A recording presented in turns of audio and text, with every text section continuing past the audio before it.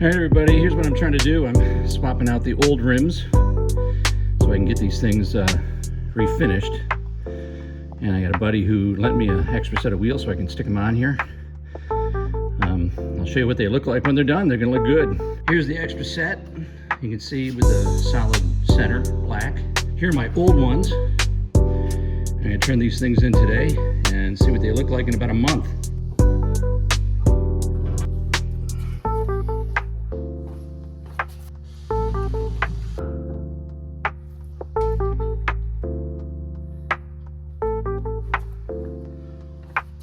All right, so I got them swapped out.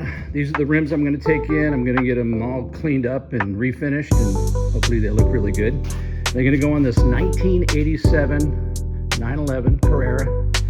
My question to you is, how should I have them refinished? Should I do it with the solid black center or go back to the spoke look?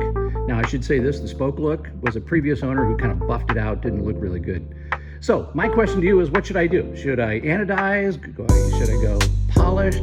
Should I go center black, or should I go spoke? All right, curious to hear. By the way, I know what I'm going to do already. I'm just curious to hear what you have to say about it. All right, thanks for watching.